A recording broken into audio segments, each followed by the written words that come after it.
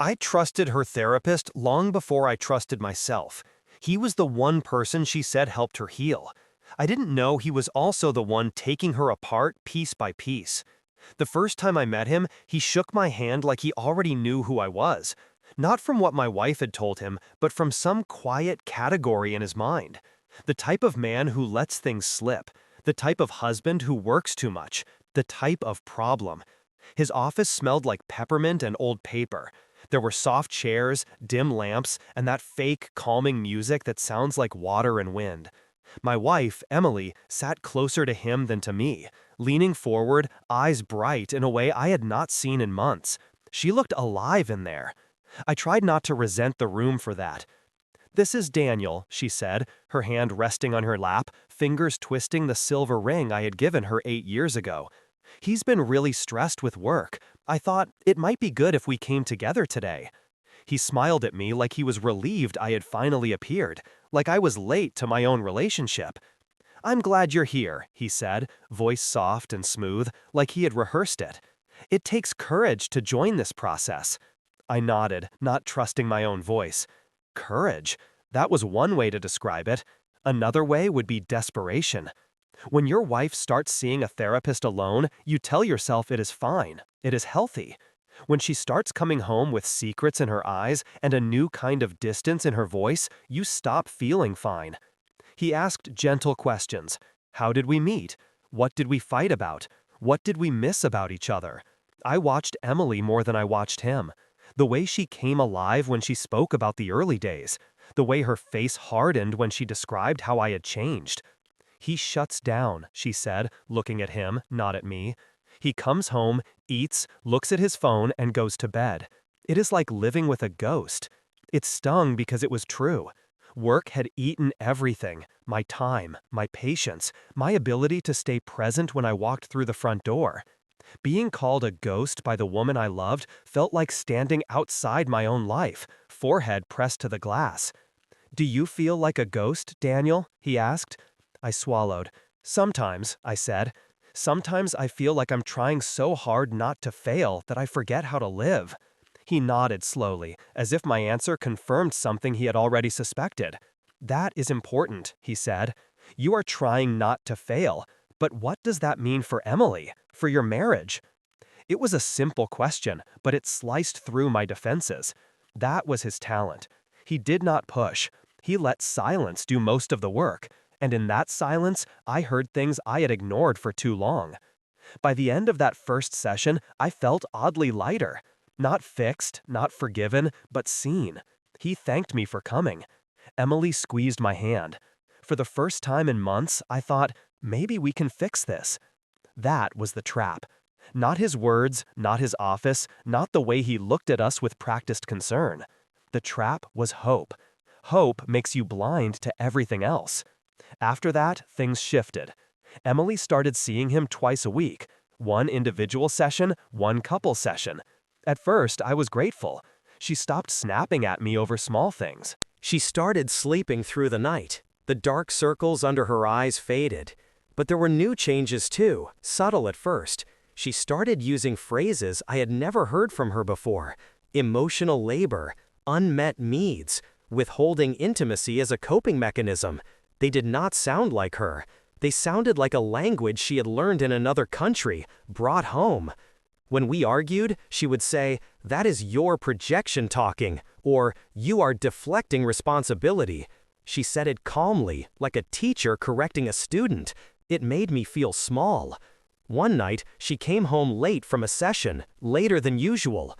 I was in the living room, sitting on the couch with the television off, phone in my hand, not really looking at anything. The clock on the wall had crossed the line where concern turns to fear. "Hey," I said, as she closed the door quietly behind her. "You are late. Is everything okay?" She froze for a second. It was quick, but I saw it. The kind of stillness that happens when someone has to pick a story before they open their mouth. "Yeah," she said, dropping her bag on the chair.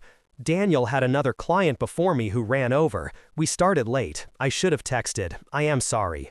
She leaned down and kissed my forehead, too quickly. The smell of perfume that was not hers, mixed with the peppermint that always clung to her after that office. I told myself I was overreacting. Therapists run late, schedules slip, it happens.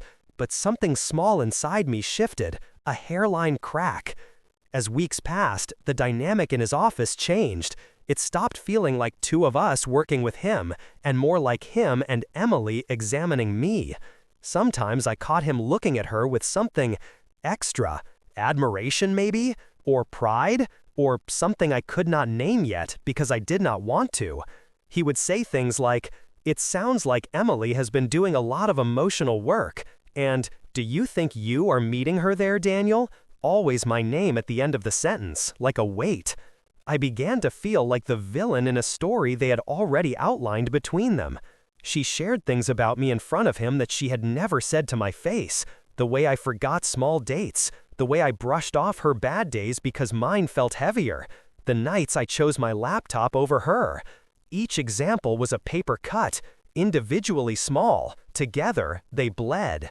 He would validate her feelings. "That must have hurt," he would say gently, eyes on her. "Your needs are important too."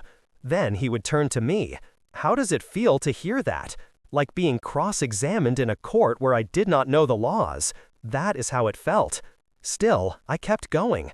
Because sometimes, after those sessions, we would go home and she would curl up next to me on the couch, her head on my shoulder, and we would talk, really talk, about things we had buried for years. It gave me enough hope to overlook the discomfort. One evening, after a particularly rough session where Emily cried for almost half an hour, I lingered as she walked out. She said she would wait in the car. I turned back to him. "Is she getting better?" I asked. He steepled his fingers, looking thoughtful.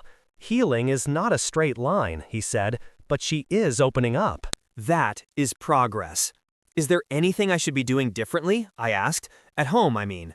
He smiled in that calm, almost kind way. "Be patient with her," he said. "She is rediscovering parts of herself she has suppressed for a long time. That can be confusing for a partner to witness. Try not to react defensively. Give her space to feel." Rediscovering parts of herself. At the time, I thought it meant she was learning to speak up, finding her voice. I did not realize it also meant she was learning how to live a life that did not necessarily include me. Later that night, as we lay in bed, she turned to me in the dark.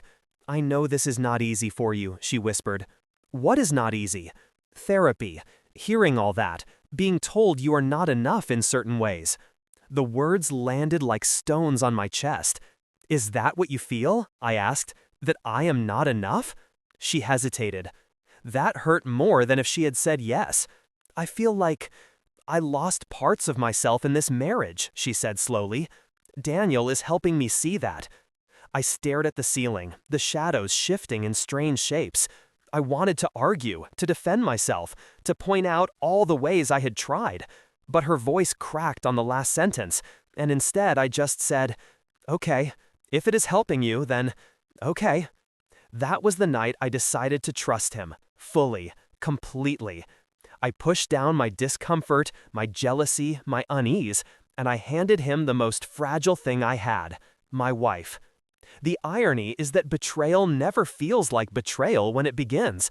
It feels like progress. It feels like growth.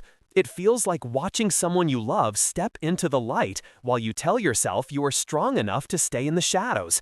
Looking back, there were 100 tiny moments that could have warned me. The way she started dressing up more for her individual sessions than for our date nights. The way she checked her reflection twice before leaving for his office.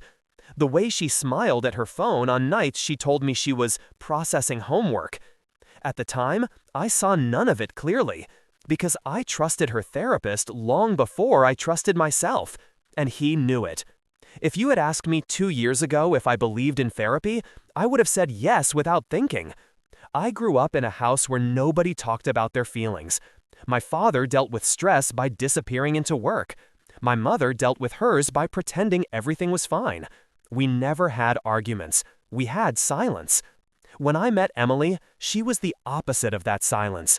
She laughed too loudly in quiet places. She cried during movies that were not really sad.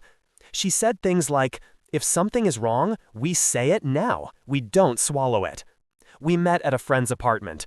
A small gathering that was supposed to be low-key, which meant too many people crammed into a living room with cheap wine and music coming from a speaker that kept skipping. She was sitting on the floor, back against the couch, hair pulled into a messy knot, holding a plastic cup like it was a stemmed glass. I do not remember what song was playing. I remember her voice. So, when he asked me if I was over it, she was saying to a circle of half-strangers, I told him, "You don't get to ask that just because you are finished feeling guilty." People laughed. Not at her, with her. There was something magnetic about the way she spoke, honest without being heavy. I found myself drifting closer, pretending to be interested in a conversation happening beside her just so I could hear her better. Later, in the kitchen, we reached for the same bottle of water. "Go ahead," she said, smiling. "You look thirstier than me." I said something stupid like, "That is not possible." And she laughed. Real, unfiltered laughter that made me feel like I had said the funniest thing in the world. We ended up talking in that kitchen for an hour, about everything and nothing. Bad jobs, good coffee, childhoods, regrets. She told me she had done therapy after a toxic relationship. It helped, she said, not just to get over him, but to understand why I stayed that long. I promised myself I would never stay that long in something that was hurting me again. At the time, I admired that, her self-awareness, her boundaries. It made me feel like if she chose me, it would mean something. It would mean I was safe, or at least safer than the ones before me. We fell in love in the way people do when they are still young enough to believe that love alone can fix everything. Late-night drives, long talks, inside jokes. The first time she stayed over, she slept wrapped around my arm like she thought I might vanish if she did not hold on. "I feel like I can breathe around you," she whispered into my shoulder. "You can," I said, like it was a promise I would always be able to keep. We got married on an overcast afternoon in early autumn. The sky looked like it might cry, but never did. She wore a simple dress, no veil, hair down. We wrote our own vows. I talked about showing up even on the hard days. She talked about choosing each other every morning. People clapped, we danced, we kissed like we were sealing some invisible contract with time. For the first few years, things were good. Not perfect, real. We fought sometimes, yes, about dishes, money, families, but we always came back to each other at the end of the night, breathing in the same rhythm. Then life got heavier. My job became more demanding.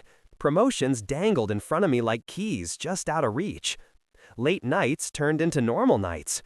The glow of my laptop became the only light I saw some evenings. I told myself I was building something for us, a future, stability, a better life. What I was actually building was distance. Emily tried to tell me, at first, gently. "You work a lot," she would say, sitting on the couch while I typed. "I miss you." "I am doing this for us," I would answer, keeping my eyes on the screen. "It is not forever." Forever crept up on us anyway.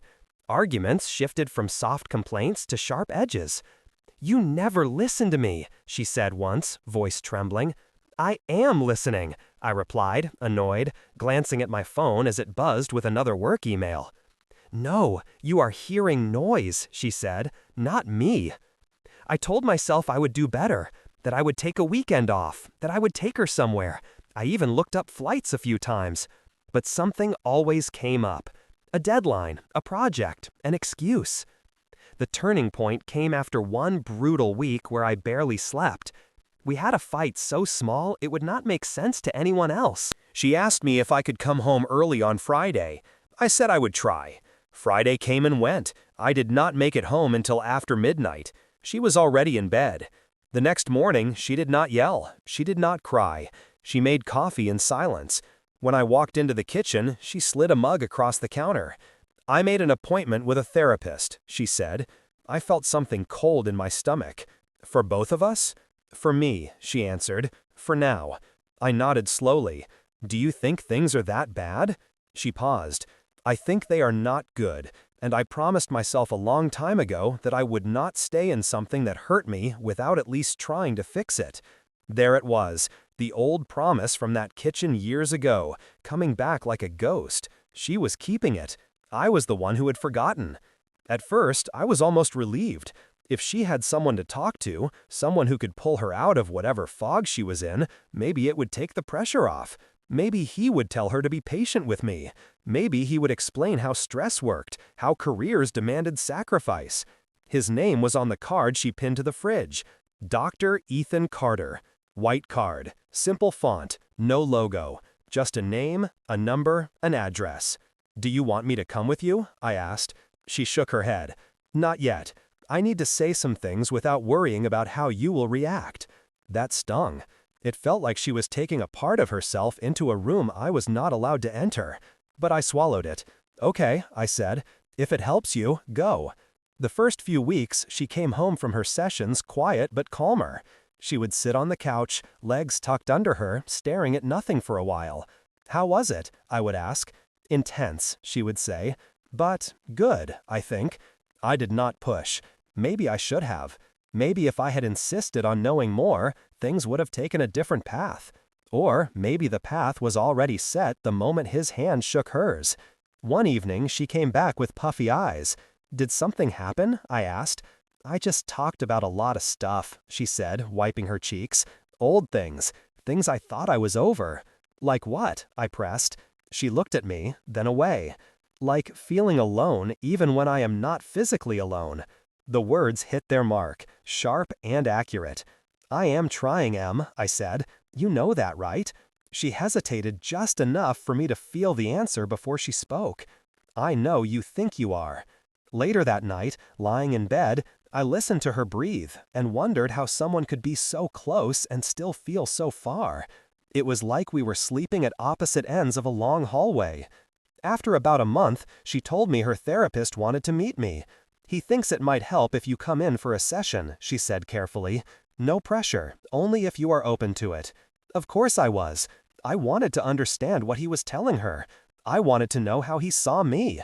Whether he thought I was the villain of this story, or just another flawed human trying to juggle too many things.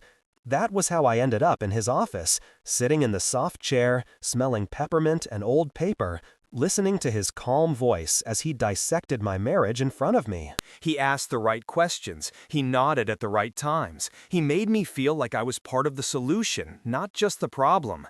It was disarming. It pulled my guard down. I handed him pieces of myself, not realizing he already held more than I knew. Over time, his presence seeped into our home. Not physically, but through Emily's words. "Daniel says I minimize my own needs," she told me once while we were doing the dishes. "Who?" I asked, confused. She blinked. "Sorry, I meant Ethan. He says I am too quick to put myself last." I froze with a plate in my hand. "You call him by his first name now?" She shrugged. "It feels weird to call him doctor all the time. He asked me to use his first name. It makes it feel less clinical." At the time, I told myself that made sense. Therapy was supposed to be a safe space. Comfort mattered. Names mattered. Maybe it was good that she felt close enough to trust him. But a small part of me, the part one kept pushing down, whispered a warning I refused to hear. Names are bridges. Once you cross one, it is a lot easier to cross others. We did not go from therapist to threat overnight. It was slow, gentle, like water wearing down stone, one boundary at a time.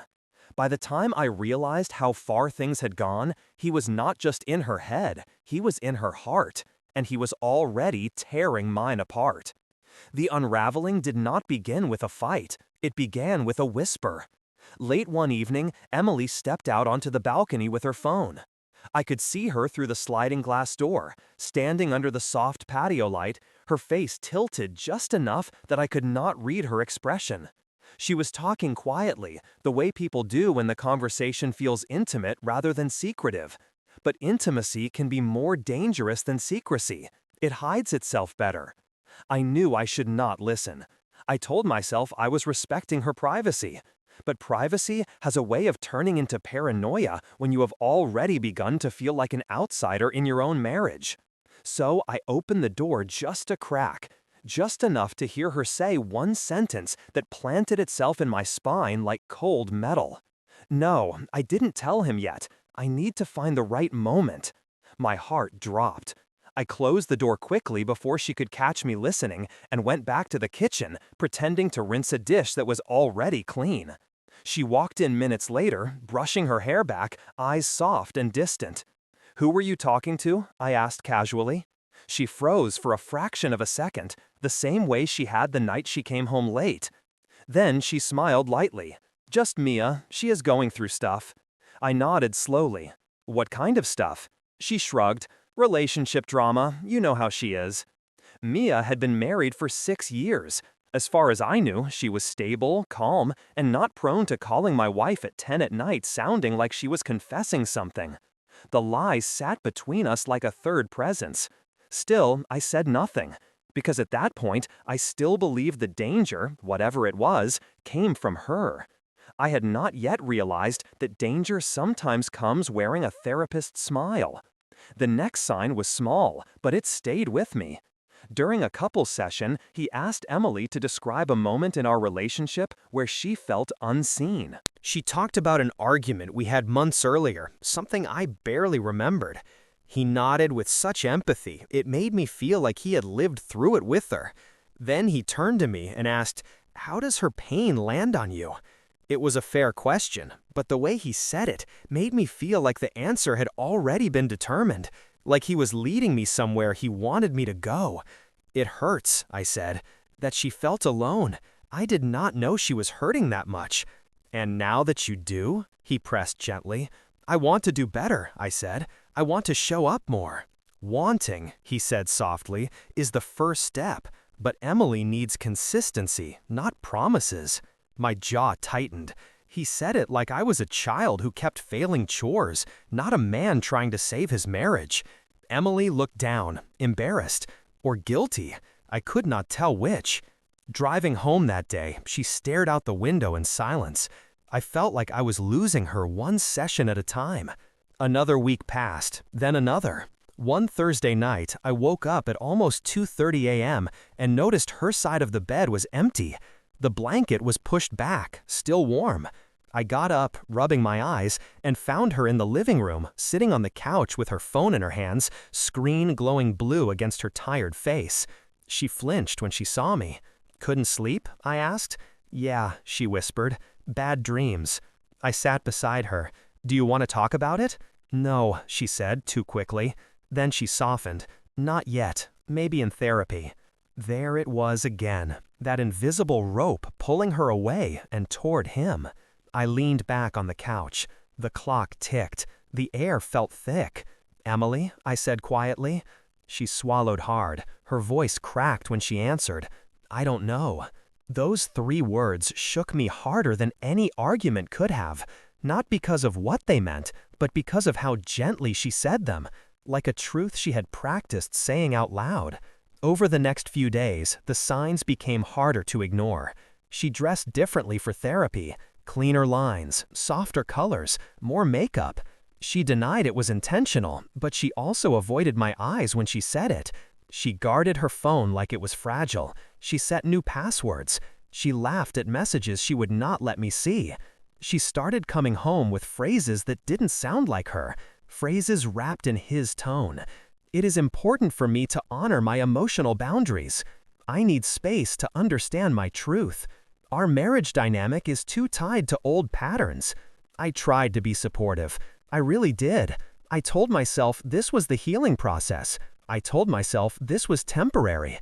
I told myself she needed space. But the more space I gave her, the more she drifted. One night, we had dinner at a small restaurant near our home. She picked at her food, barely eating. "You seem off," I said. "Is everything okay?" She nodded, but her eyes were red. "I am just tired." Tired of what? Again, that hesitation, that pause that felt like she was trying to choose an answer he would approve of. "Everything," she said quietly. After dinner, she went to take a shower. Her phone buzzed on the counter. I glanced at it, not to invade her privacy. Just out of reflex, the screen lit up with a notification preview. A message from someone saved only as the initial E. I felt my stomach twist. There are many names that begin with E, but only one that had been occupying her world so completely. The message said, "Did you tell him?" My vision went unfocused. I stared at those 3 words until the screen dimmed. Tell me what? I put her phone down exactly where it had been. When she came out of the shower, she looked at me strangely, like she sensed something had shifted in the air. "You okay?" she asked. Yeah, I lied. That night, I lay awake long after she fell asleep. Her breathing was steady, calm. Mine was not. The next day, I left work early. I sat in my car outside his office building. I had no plan, no intention of storming inside. I just needed to see something, anything. At 4:15 p.m., she walked out. She was smiling. Not a small smile, a soft, warm, private smile reserved for people who make you feel special. He walked out behind her, not touching her, not crossing any visible line, but close enough that the air between them felt charged. He said something. She laughed and looked down, tucking a strand of hair behind her ear in a way she had not done with me in years. Then he touched her arm. It was brief, gentle, intentional. Not the touch of a therapist comforting a client, the touch of a man who believed he had a right to her. She did not flinch. She did not correct him. She did not step back. She leaned in. A small, instinctive lean. That was the moment the ground beneath me shifted. Not because he touched her arm, because of how she responded. Natural, familiar, like this was not new, like this had happened before. I did not confront them. I did not shout. I did not run toward them demanding answers. Instead, I sat in my car, gripping the steering wheel so tightly my knuckles turned white. When she finally got into her own car and drove away, I stayed parked, staring at the empty sidewalk where they had stood. Whatever I had feared was happening, whatever I had tried to convince myself was paranoia, it was real. It was alive, and it had been growing in the quiet spaces between every session, every conversation, every night she turned away from me in bed. I drove home slowly, the city lights blurring in my vision. She was already there when I arrived, making tea like nothing had happened. "Hey," she said softly, turning toward me with a small smile. "You are home early." I nodded, unable to form words. She poured 2 cups, one for her, one for me. She handed it to me like she always did, unaware of the storm I carried through the doorway. I stared at her fingers wrapped around the mug. The same fingers that had twisted her ring nervously in therapy. The same fingers that had once traced my jaw on our wedding night. The same fingers he had touched hours earlier. And all I could think was, how long has she been slipping away from me? And how long has he been helping her do it? The truth did not arrive like a bomb. It arrived like a whisper. A vibration on a nightstand. A sound I might have ignored if I had been asleep. But I was lying awake, staring at the ceiling, replaying the moment I saw his hand on her arm outside his office. It was almost 3:10 a.m. when her phone lit up. I turned my head. She was asleep, her back to me, breathing softly. The glow from the screen cast a pale light across the sheets. I told myself to look away.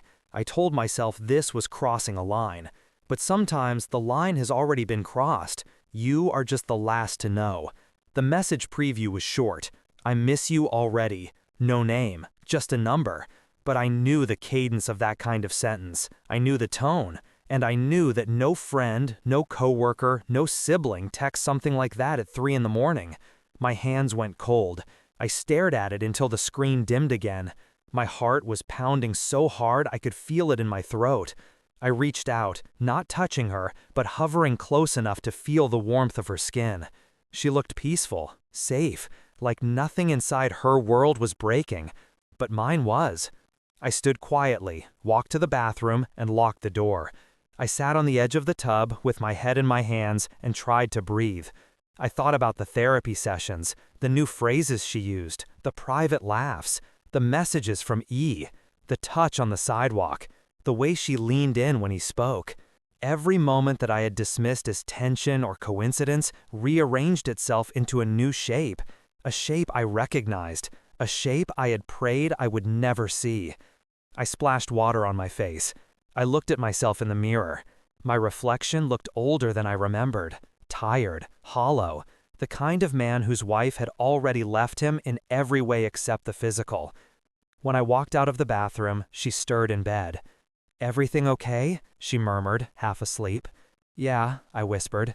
She reached out for me blindly, like muscle memory, resting her hand on my side before drifting back to sleep. That was the cruelest part. Even in betrayal, the body remembers old rituals. The next morning, she woke up humming softly, making coffee, packing her bag. She kissed my cheek before heading to her individual session, unaware that my world had tilted in the night. "I might be home a little late," she said, grabbing her keys. "We are doing some deeper work today." Deeper work. The words stabbed deeper than she knew. After she left, I sat at the kitchen table, staring at the last message she had received. I did not touch her phone again. I did not need to.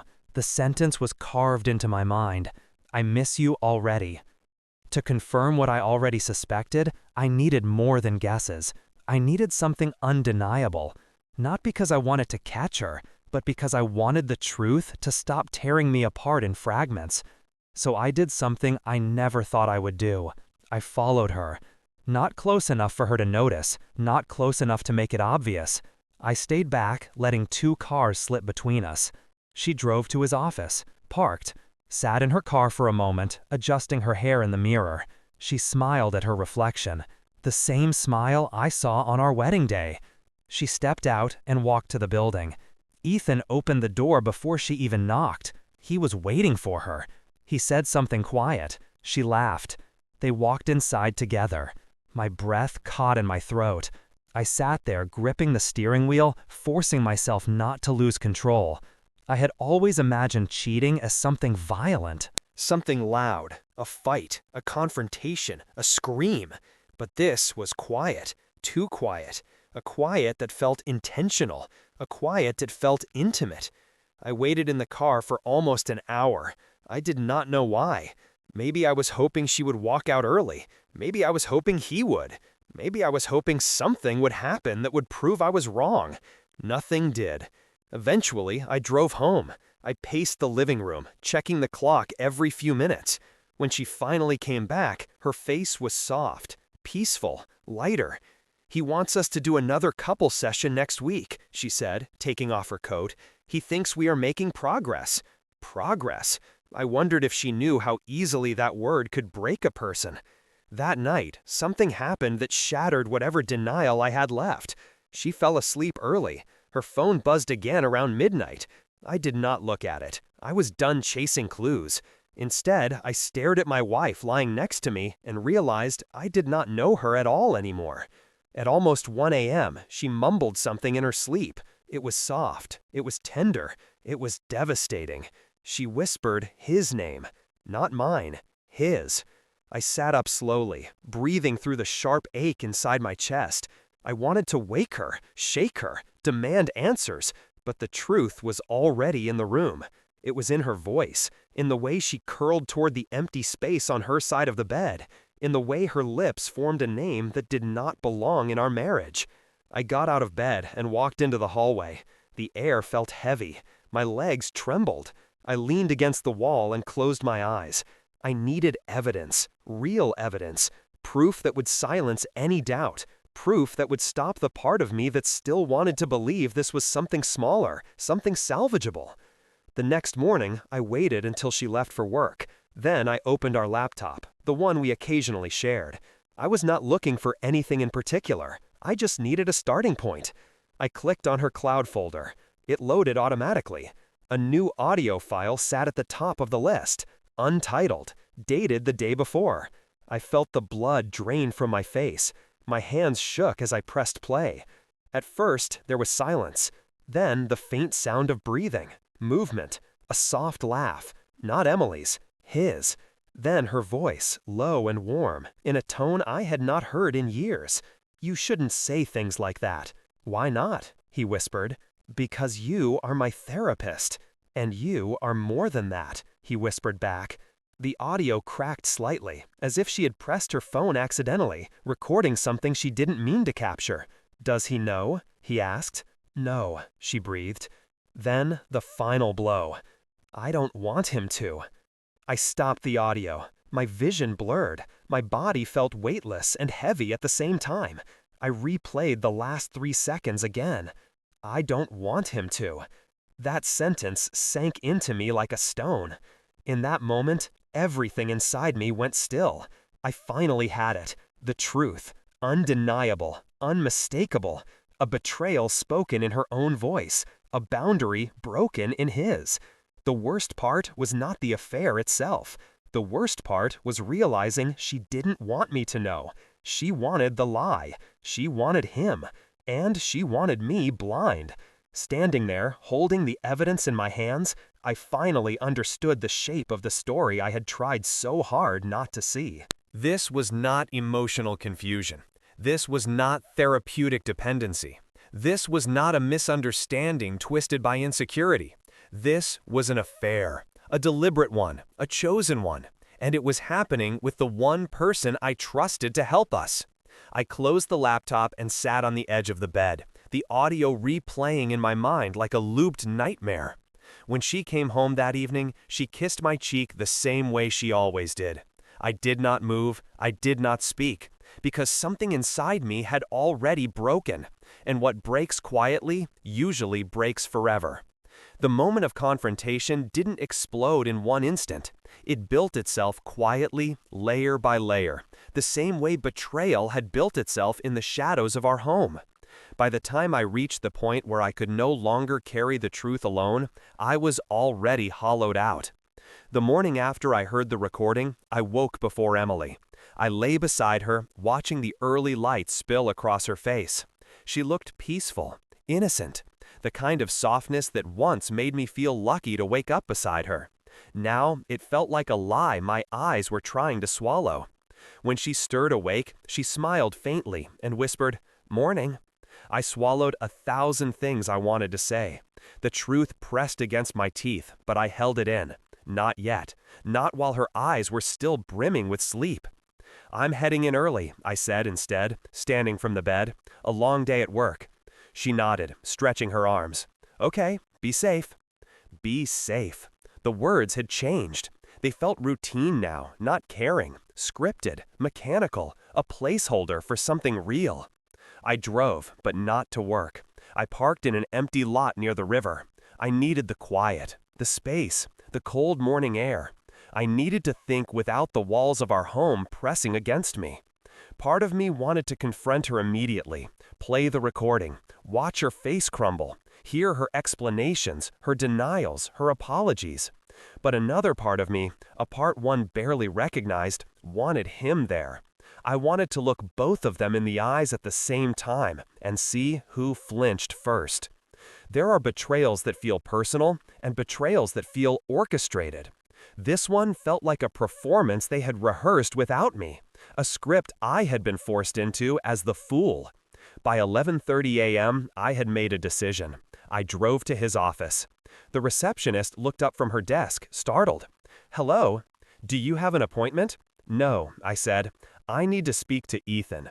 Her eyebrows lifted slightly. "Dr. Carter is in a session right now." "It needs to be now," I said. My voice was calm. Too calm. The kind of calm that comes after you have stopped pretending anything can be fixed. She hesitated. "I'm not sure he's available." Behind her, a familiar voice spoke. "It's okay, Angela. Let him in. Let him in." I turned. There he was. Ethan stood in the doorway of his office, wearing that same carefully neutral expression he always wore. The same soft eyes, the same relaxed posture. But this time, everything about him made my blood boil. He gestured toward his office. "Please, come in." I walked past him without looking at the person who had been in session with him. The door shut behind us with a soft click. "Daniel," he said, moving behind his desk, folding his hands together, "this is unexpected. What brings you here?" He spoke like he was talking to a patient, a student, someone lesser. It was deliberate. He was trying to control the room. I didn't sit. "We're going to wait for Emily," I said. A flicker crossed his face, a small, almost invisible tightening around his eyes. "Why would we wait for her?" "Because she should hear this too." He tilted his head, studying me, still trying to figure out how much I knew. "I'm not sure I understand what you mean." I pulled out my phone. Then, let me explain. His eyes settled on the device in my hand. For the first time, he looked uncertain. A shift. A crack. "Daniel," he said slowly, "if you've misunderstood something Emily said in therapy, I want to be clear." I hit play. The room filled with the faint sound of breathing, then her voice, then his. His jaw tightened, his posture stiffened. He looked down briefly, then up again, choosing his expression carefully. When the recording reached the line, "I don't want him to," I stopped it. The silence after the recording was a living thing, heavy, wet, suffocating. He exhaled slowly. "Daniel, I'm sorry you heard that." "Sorry," I repeated. The word felt poisonous in my mouth. "I realize how painful this must be," he continued. Painful? As if he had bumped into me in a hallway. "You crossed a line," I said. "You crossed more than one line. You used my wife. You used her vulnerability. You used your position." He shook his head, his voice soothing in that practiced therapeutic way. "Emily came to me because she was hurting. She made choices. Choices you encouraged," I snapped. "Choices you manipulated. You're her therapist." "Not anymore," he said, quietly. The words hit me like a slap. Not anymore. So he knew this was coming. He had already prepared his exit, his defense. Before I could respond, there was a soft knock on the door. Then it opened. Emily stepped in. She froze when she saw me. Then her eyes darted to Ethan, then to the phone in my hand. What's going on?" she asked, voice trembling. I didn't raise my voice. I didn't need to. "I know," I said. Her face drained of color. Her bag slipped from her shoulder, hitting the carpeted floor with a soft thud. "Daniel," she whispered, swallowing hard. "Please." She looked at Ethan as if silently begging him to say something, explain something, save something. But he didn't speak. He understood what I did at that moment. This wasn't a conversation. This was a collapse. "How long?" I asked. She opened her mouth, closed it. Tears welled in her eyes. "How long, Emily?" I repeated. She choked on the word. "Months." My legs almost gave out. Months. While I cooked for her, while I worried about her, while I blamed myself for every ounce of her sadness, while I believed therapy was saving our marriage. She took a step toward me. "It wasn't supposed to happen."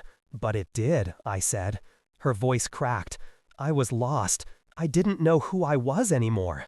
He helped me understand myself." I laughed once, a sound that felt like it came from someone else. "He understood you because you trusted him, and he used that trust." Emily finally spoke. "Emily isn't a victim, Daniel. She made choices too." She flinched when he said it. So did I. I turned to him. "You don't talk now." He went silent. Emily covered her mouth as she cried. "I never meant to hurt you." "But you did," I said softly. "Every day you let this continue, you hurt me." She sobbed harder, shaking her head. "I didn't know how to stop." There was a moment, one suspended breath, where the room seemed to tilt. I could see the ghost of our marriage, flickering like a light bulb about to burn out. "Daniel," she whispered, reaching for me. "Please." I stepped back. Her hand dropped. That was the moment she finally understood that something inside me had broken beyond repair. Not because of what she did, but because of what she chose, and how long she chose it. "You should both resign from each other," I said quietly. "Whatever this is, whatever you told yourselves it was, it ends today."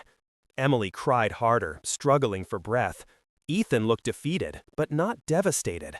It struck me that he had expected this ending. Maybe he had even prepared for it. I turned toward the door. "Daniel," Emily begged, voice cracking, "please don't walk away." I paused, just long enough to let her hope for something I could no longer give. Then I said the only truth that felt real anymore. "You walked away first." And I left the room. Behind me, the door closed with a soft click. Not a slam, not a shout, just a quiet ending to a quiet betrayal. But the silence that followed it was louder than anything I had ever heard. I did not feel the collapse until much later, Shock is merciful. It holds you together long enough to keep moving, long enough to get through the things that require a pulse and a body, even when your mind is somewhere else. I drove home without remembering the roads. I unlocked the door without realizing I had taken out my keys. I sat on the couch for nearly an hour without moving, my hands clasped so tightly they ached. At some point, the front door opened. Emily stepped inside. Her eyes were swollen, her hair pulled back in a way that made her look smaller than I had ever seen her. She closed the door quietly, as if she were afraid of waking something fragile inside the house. "Daniel," she whispered. I did not look at her. She took a step forward, then another. Then she stopped. I could feel the apology rising in her throat, like something she had swallowed but could not keep down. "I don't know what to say," she murmured. "You never did," I replied softly. The words were not sharp. They were not meant to cut. They were simply true. And sometimes, truth is sharper than anger. She moved closer, standing just a few feet from me. "I know you hate me right now." I finally looked up at her. "I don't hate you," I said. "I wish I did. It would make this easier." She covered her mouth with her hand, tears spilling again. "I never wanted to fall for him. I didn't even realize it was happening until it was too late." I shook my head. "No, that's not true. You realized. You just didn't stop." She flinched when the words were physical. "I miss who we used to be," she said, voice trembling. "I miss the life we built." "Then why did you burn it down?" I asked. Her voice cracked. "Because I was lonely. Because you were never home. Because I felt like I was disappearing." "I was disappearing too," I said, "but I didn't run to someone else to find myself." She sat down on the chair across from me, her hands shaking. "I'm so sorry." "I know. But I don't know how to fix this," she whispered. "You can't." The silence that followed was thick and heavy, the kind of silence that comes only when something has truly ended. She leaned forward, arms wrapped around herself. "He's not who I thought he was," she murmured. "After you left, he acted like none of it mattered, like I was something he could just move past." I nodded. "Of course he did." She swallowed hard. "I feel stupid." "Emily," I said gently, "you're not stupid. You were vulnerable. He knew that." She wiped her cheeks. "I don't know why I let it happen." I looked at her for a long moment. "Because he made you feel seen," I said, "and I made you feel unseen." She didn't deny it. We sat in the dim living room for what felt like hours, but might have been minutes. The clock on the wall ticked softly, marking the time between the life we had and the life we were stepping into without each other. Eventually, she said, "Do you want me to leave tonight?" I closed my eyes. Her voice had a texture to it, raw, ragged, pleading. I could hear the fear behind the words, the fear of losing something she had already lost. "No," I said. "Not tonight." She exhaled shakily. "But soon," I added. Her breath caught. And then she nodded, accepting the truth like a sentence she had known was coming. The next weeks passed in a strange, suspended quiet. She slept in the guest room. We moved around each other carefully, like two ghosts afraid to touch. There were moments where she tried to start conversations, moments where I saw her open her mouth to say something meaningful, but the words always died on her tongue. The truth sat between us at all times. I sent the recording and a written complaint to the ethics board and his clinic. They responded within days. Their tone was measured, almost cold, but firm. There would be an investigation. The phrase boundary violation appeared more than once. Emily received a call from the clinic as well. She cried for an hour afterward. "He said I ruined his career," she whispered through tears. "He said I betrayed him." I stared at her for a long moment before answering. "He betrayed both of us," I said, "and he betrayed his oath." She pressed her palms to her eyes. "I don't know who I am anymore." "You will," I said softly, "eventually." And I meant it, even then, even after everything. But I also knew I could not be part of that journey. About a month later, she packed her things. She moved into a small apartment 10 minutes away. We signed the separation papers quietly, without lawyers fighting on our behalf, without screaming matches or slammed doors. We simply unraveled what had once been tightly woven. The night before she left, she stood in the doorway of our bedroom, looking at the space where our bed used to anchor us. Do you think we could ever, she began, but stopped. The unfinished sentence hung in the air. No, I said gently, we can't go back. She nodded, tears rolling silently down her cheeks. I loved you, she whispered. I nodded. I loved you too. Then she said something I will never forget. I wish I had fought for us instead of running from us. I didn't respond. There was nothing left to say. After she left, the house felt impossibly quiet. Her absence was louder than her presence had ever been. I wandered from room to room, touching the ghost of her life. The kitchen where she hummed softly in the mornings. The couch where she rested her head on my shoulder in the early years. The hallway where she once slipped her arms around me from behind and whispered that she felt safe with me.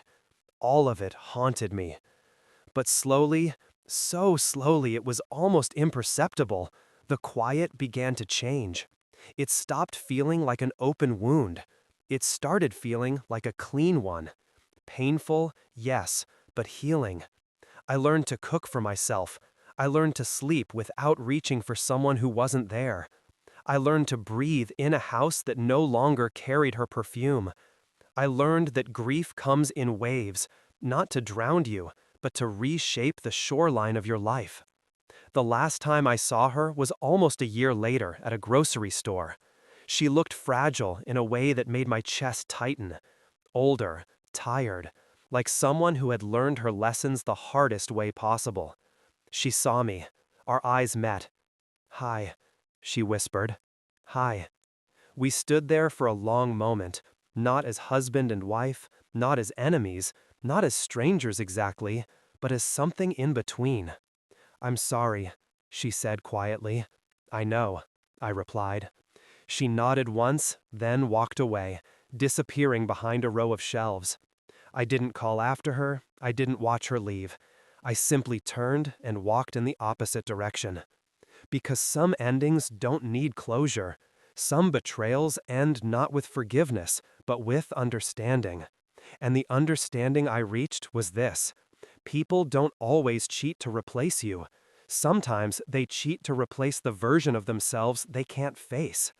And sometimes the person who helps them do it isn't a lover or a friend. Sometimes it's the one person you trusted to fix what was broken. Sometimes the betrayal comes from the man you believed was helping you heal. And sometimes the only way to survive is to step out of the room where your truth was twisted and walk into a quieter life where your heart can finally learn to breathe again.